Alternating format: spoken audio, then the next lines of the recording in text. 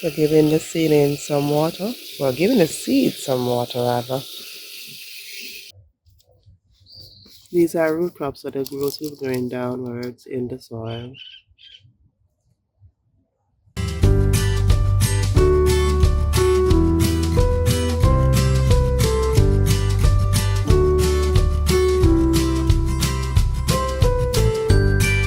Hi guys, welcome back to the channel. My name is Latoya, and today we'll be doing another series of how to plant root vegetables. In this one, we're going to focus on radishes.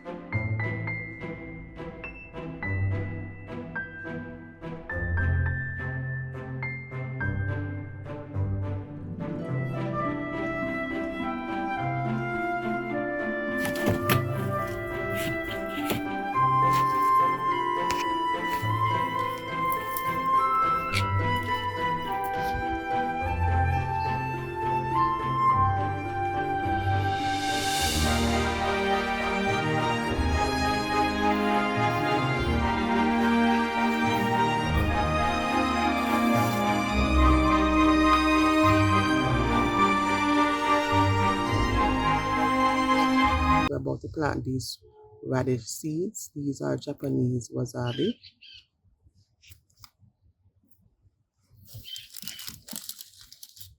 So we're not going to plant them too deep. If we plant them too deep, they won't grow at all. Probably 1 inch.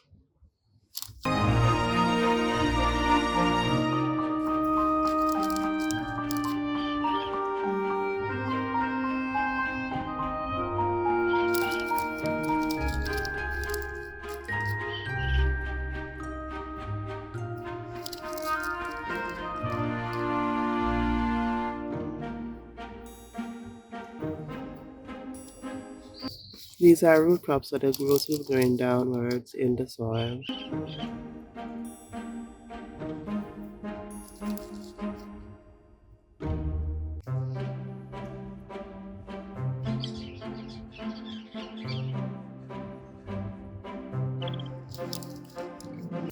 Just aerating the soil a bit, so the root crops can go very well.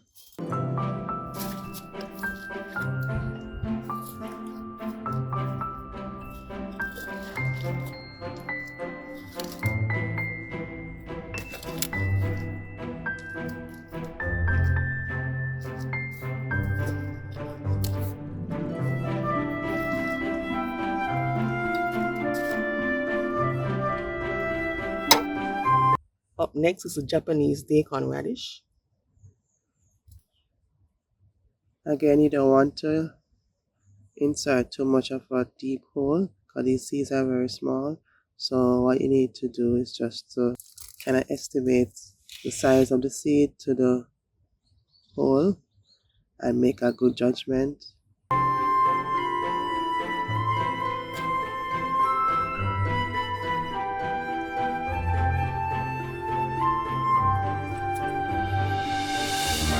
Making sure that the seed has contact with the soil so it can easily germinate.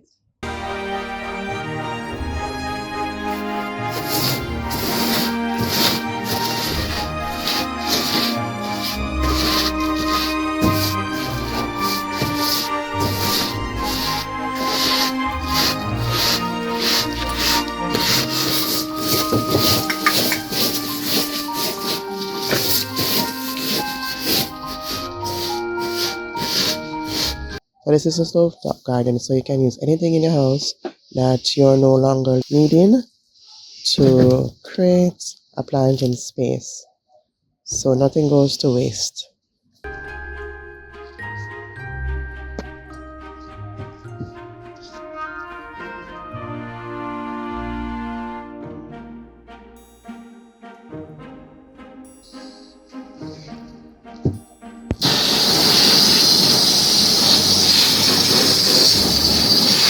Just taking out the excess dirt.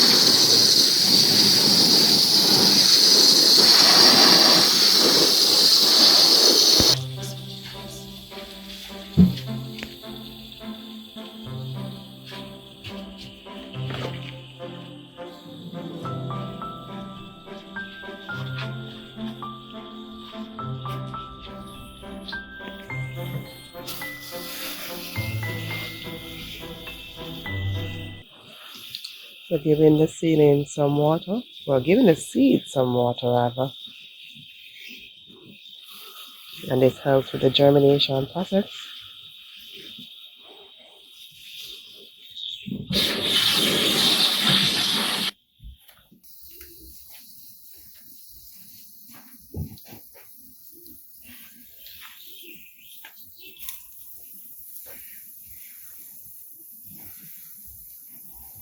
Okay guys, so gardening involves a lot of work. You have to keep changing plants according to the season that we're in. These are old plants that we're removing from the container. While taking out the old plant from this container, I found 2 pepper seedlings. Not sure what type of peppers they are, but we're going to plant them nevertheless. And then later on in the season, we'll find out what type of peppers they are. Alright, so there are some leaf miners on these plants, on the seedling plants. I'm going to take them off before it spreads any further. What the disease do is just mine through the leaves of the plant. And this is a melon seedling, and we don't want any further damage, so removing the leaves that are affected with the leaf miner. So this is what you have to do. You just have to go around and check your plants to see what's happening to them, because you cannot stay a day without checking the plants. The day that you don't check the plants, you might end up with a lot of disease later down. So you have to do your daily checks to ensure that your plants are healthy and they're growing to the best of their ability. Alright, so these are China rose radish, and it is a winter radish, they say, and the days to maturity is 20 to 30 days. And you have 7 to 14 days germination. So we're going to plant this now.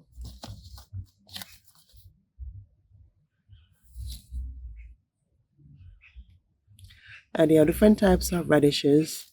You might not be a radish fan, but radishes are one of the easiest crops to grow because you'll get some form of production within at least 30 days. So some of the easiest crops to grow are radishes, turnips, and we will be planting turnips soon. So radishes, turnips, lettuces, yes, but in this time, the heat, not advisable now for our context because we live in a tropical climate. What else will give you easy crops? Pak choys. What else? Oh, Carlo. But man, our Carlo, they're being infected with the worms. It's so hot. Um, every day we have to be taking out plants that are being infected. So this year, the pest is controlling us, I think. But then we'll have to come with something better next season regarding the Carlo.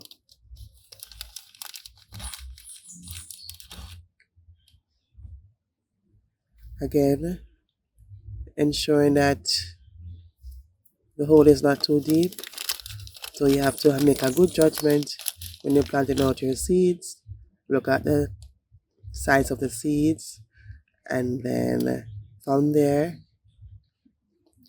insert the hole that will be best suited for the seeds, because you want germination to be successful.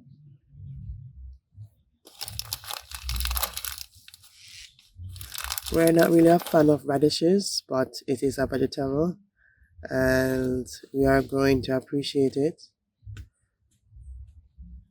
Again, the bread basket has been damaged at St. Elizabeth, so it is advisable to plant your own food or start something. I know you can't do everything at once, But start with one container, just one container, and see how it goes from there, because there's going to be a shortage.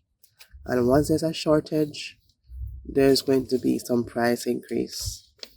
And the things that you get, if you get cabbage for a certain price last week, it won't be the same in the next coming weeks. So you have to think smart and start something, even just with just one container.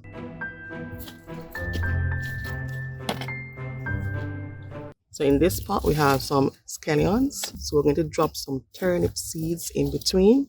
So we're maximizing our space. And we prefer to grow turnips in containers because when we grow them in the ground, they take up too much real estate. So we prefer to grow them in the container, and we find that when we mold them up or mount them up, the bulbs are bigger. So you can try that too with the beets and the turnips with root crops. You can try mounting them up, and then you'll get some bigger bulbs. So these are from Louis Scotch. Alright, so these seeds are from Louis Scotch. Again, turnips is not one of our favorites, but it's a vegetable. It's good for you. Alright, so we are getting to appreciate it as well.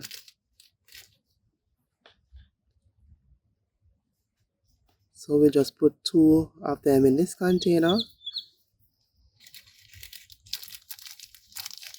And the seeds are pretty small. Look at the seeds.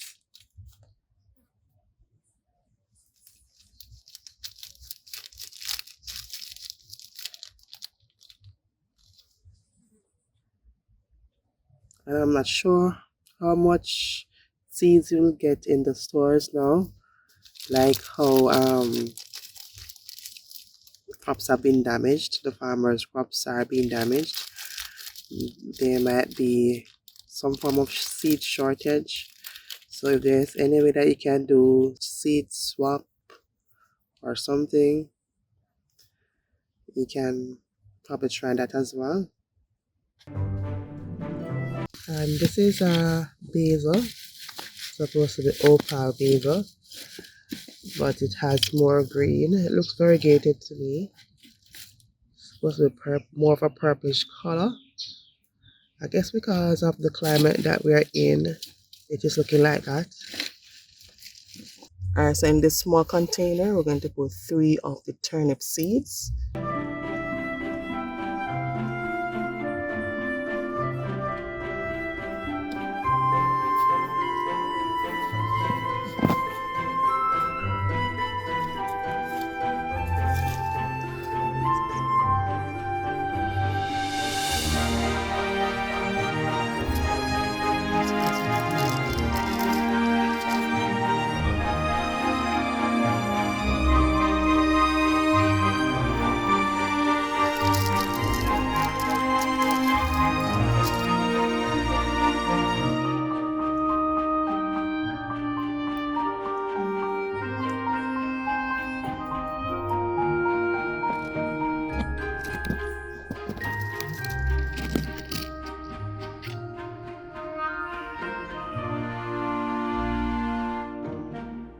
Okay guys, remember to start a garden one container at a time. See you in the next one. Bye bye.